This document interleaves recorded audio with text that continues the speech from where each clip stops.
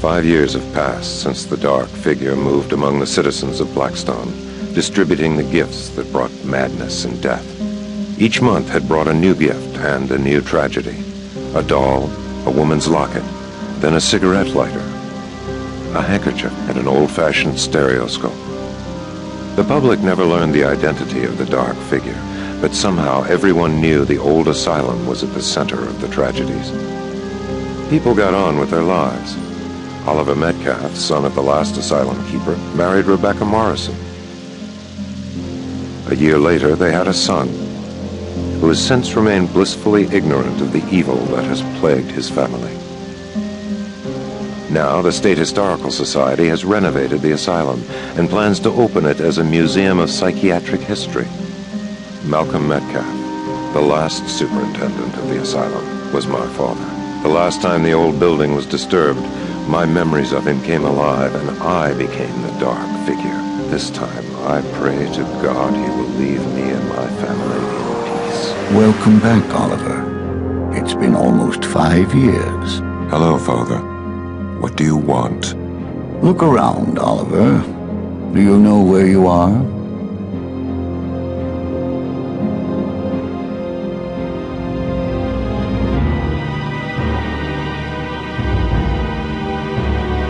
It's the old asylum, but it doesn't look like this anymore. It's all been changed. You disobeyed me, Oliver. You never finished the task I set out for you. I did more than I should have. Nonsense. Your task was simple. You were to seek revenge on the families. You've killed enough people, Father. Can't you leave me alone? No. First, they took the asylum from me. Now they plan to turn it into a museum. They must be punished, Oliver, starting with that woman you married. You should know better than that. I won't do it. The son disobeys the father, eh? Perhaps I'll have better luck with your son.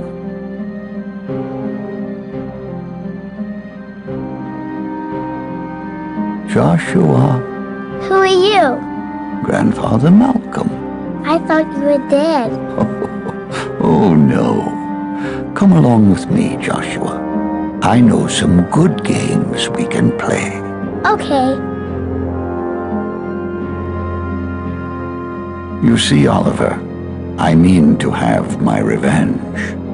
Perhaps you will see things my way before the night is through. I'm sure young Joshua will.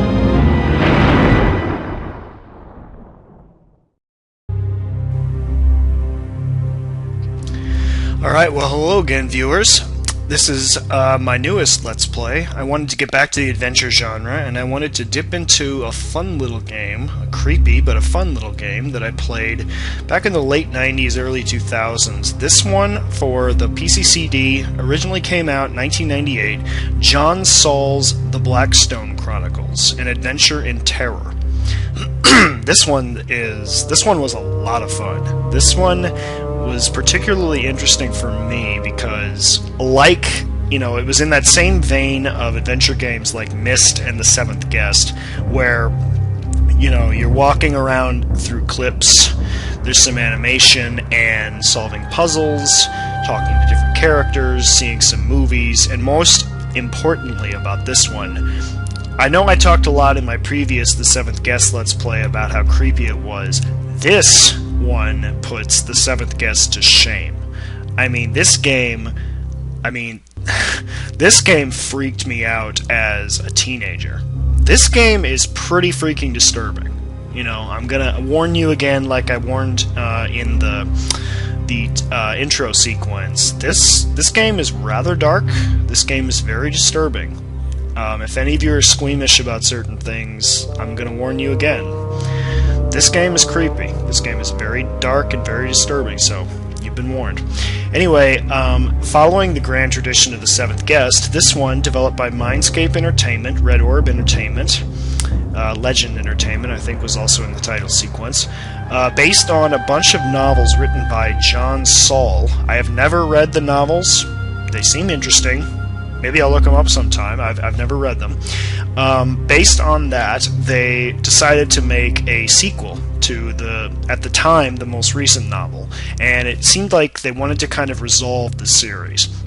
So this one is all about the villainous figure that you can see in the painting in the distance. We'll talk to him in a minute about how apparently this sanitarium has a bit of a dark history to it, and there seems to be some rather nasty things going on. So let's look at the settings here. We can watch the intro, we can save, we can load, we can restart the game, we can undo, which is kind of an interesting thing. Right now it's not enabled. It allows you to turn back from a choice you just made. Let's look at the settings. I'm not going to enable that. You can mess with the music, you can mess with the sound, voices. You can click on whether the panning is done or not. I had to do a lot just to make this game work, by the way. I'll talk about that later. We'll leave the panning on for now. I'm not going to select the undo. I save enough that shouldn't be a problem. So, back out of that. You can click on this and you can get a little bit of a manual, get a couple of hints of how to work the game. If you played a first-person adventure game like Myst or The Seventh Guest, you're not going to have much trouble figuring this one out. It's pretty intuitive. The shortcut system, I didn't really take much advantage of that. Myst used that. It's nice. Some games don't allow you to quickly go through a lot of areas that you've been through a ton before. The time puzzles. I would like to talk about that, but I feel like I'd be spoiling things, so I won't. Here you can click on the credits, or you can quit. So, there it is. I kind of want to get started and just sort of jump into it. At the same time, I feel like I want to talk a little bit more about it, but I think if I do, I'll kind of spoil the experience. Suffice it to say, it's kind of ironic that as much as this game scared me and freaked me out about the clinically and mentally insane, for anyone who knows me, it's pretty ironic that I went on to eventually go into a career in psychotherapy. So, you know, I'm sure there's something there that's somewhat amusing.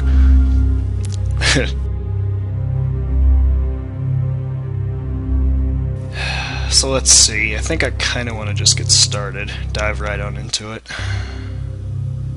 Is there anything I'm forgetting?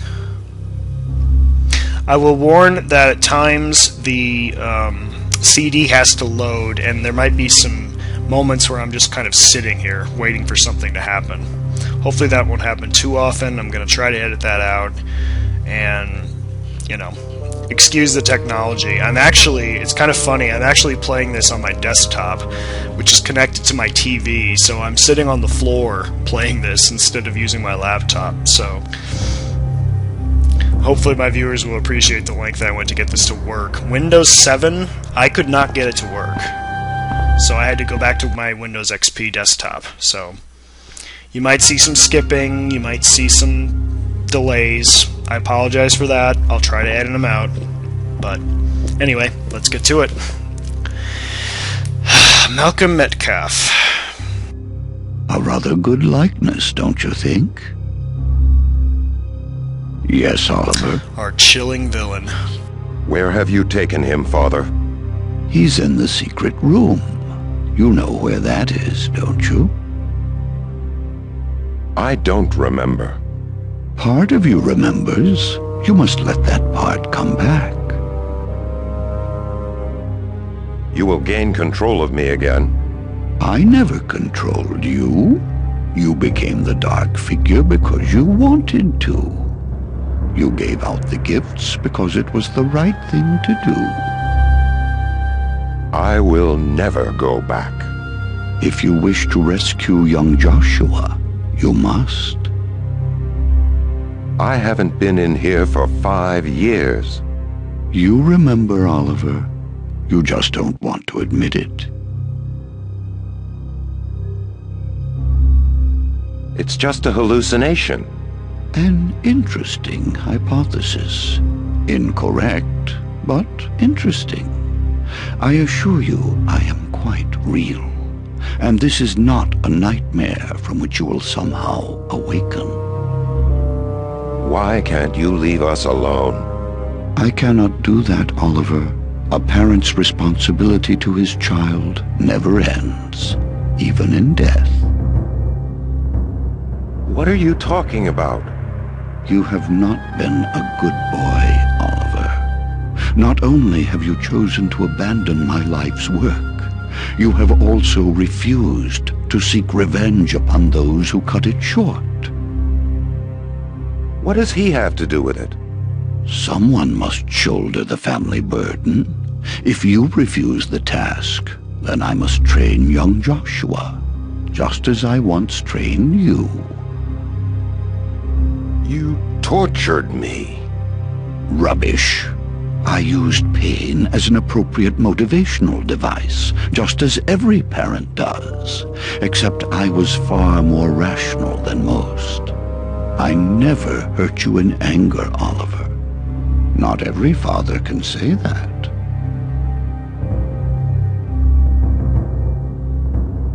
Bring him back. No. You must come and get him. I believe spending time in this building will remind you of how important our work is, and that it will help persuade you it must be finished. I want you to rediscover the part of you that is buried, Oliver. However, you have only until dawn.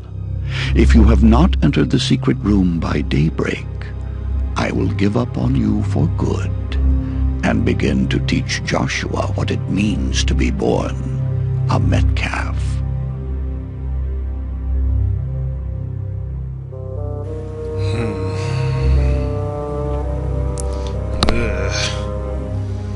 Such a chilling figure. So that's Malcolm Metcalf, as you've been paying attention, and he is the founder, the originals or at least were the latest crystal, caretaker, probably too expensive to replace, of this asylum. You play as Oliver Metcalf, his son. People can be so cruel to animals. Moose were so plentiful, I hardly see why shooting one was regarded as an accomplishment. He's apparently wanting you to do something, but myself. he's refusing. The hall was too gloomy without them. And so, if Oliver isn't going to do it, Malcolm, in death, wants his son Joshua to carry on. So, apparently drew they're Oliver not back quite to ready for opening day. Back to the museum to force him to Paracelsus do his bidding. Was the greatest medieval healer of his day. That is Hippocrates, the father of all medicine. I have a great admiration for Freud. He had profound insight into human behavior. Can't see much from here. As we'll soon see, Malcolm was quite unconventional in his methods as a psychiatrist. They did a nice job with that.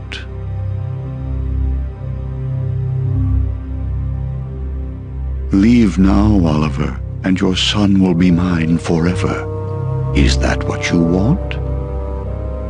I didn't think so. No, it's not.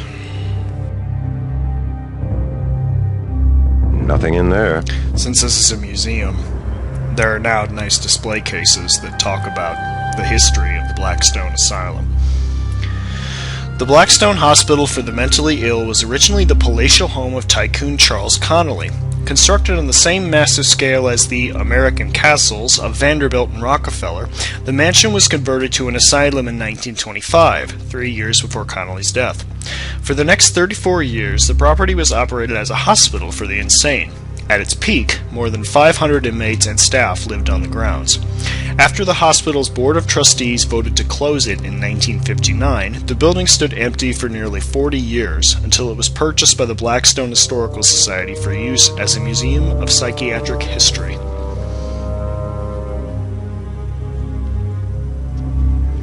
Charles Connolly imported craftsmen from all over the world to build his version of an English castle, which took more than 10 years to create. Perched on North Hill with a commanding view of the town of Blackstone, the main building was completed in 1908 and had more than 100 bedrooms, 60 bathrooms, and 45 fireplaces. Prior to World War I, the mansion was the weekend playground of the elite of Boston society. In the 1920s, however, as Connolly's health began to fail, the grounds and outbuildings fell into disrepair. An avid outdoorsman, Connolly situated his home on 1,520 acres of rolling hillside, forests, and farmland, where he and his guests went horseback riding and hunting. Trophies from Connolly's old... took too long. The mansion and grounds were ideally suited for an asylum, especially in the moral management era of psychiatric care, during which patients were encouraged to participate in a wide variety of activities, ranging from craftswork to farming and light manufacturing. Throughout the years, the original mansion underwent many modifications. Wings were added to hold patient wards, although private patients from wealthier families were still quartered in the spacious bedrooms on the second floor of the main building. Many of the staff lived on the grounds as well. The superintendent's cottage, the building just to the south of the main entrance, is still occupied today by the son of the last superintendent. This building stood empty from 1959 to 1998. For most of that time, it was boarded up and in significant need of repair. A portion of the roof collapsed and the interior was heavily vandalized. In the early 1990s, a consortium of investors bought the mansion with the intent of demolishing it and building a shopping center. Demolition had hardly begun, however, when individuals associated with the project began suffering a bizarre series of accidents. Enthusiasm for the project waned. The building's fate was not determined until the mansion was declared a National Historic Landmark and was purchased by the Blackstone Historical Society for its present use as a museum. The asylum years spanned the most exciting era in the history of psychiatric care, during which many amazing new techniques were developed to battle the age-old problem of mental illness. Through faithful reconstruction of patient rooms, common areas, and treatment rooms, our historians have captured the excitement of that time and the hope it represents for the future. Patient rooms are furnished with the actual belongings of the inmates who lived there. Treatment rooms have original equipment in working order. Throughout, every effort has been made to authentically represent the daily workings of the Blackstone Asylum. So there are lots of these little display cases everywhere. So I'm going to have to narrate a lot. This is the way the entry hall looked before the Blackstone Historical Society purchased the asylum and began our restoration program. The restoration of the entry hall is now complete, although other areas of the building still remain to be restored. I liked the place better the old way. You can open these cases, and we'll see plenty of them. It'll never be the way it was, Oliver. They destroyed it. It broke my heart how they let this place go to ruin. So as you can see, Malcolm is going to be pretty much narrating, very much in the same tradition as Stauff. He's going to be narrating and commenting and mocking us the whole way. I liked these couches because they were comfortable, yet didn't allow the patients to slouch. At the same time, he's very much even more a unique villain. The important thing was that they be too heavy for the inmates to lift. Fewer injuries that way. Because unlike Stauff, he really embraces They're his too soft. narcissism. Promotes poor posture. Do you really think you should be resting, Oliver? Stauff knew he was evil, and he embraced that and knew he was crazy. Malcolm, he thinks he's right. It's locked. In fact, he thinks he's one of the greatest minds of all time. So that makes him that much more creepy. Your grandfather was quite the hunter. I never cared for blood sports myself.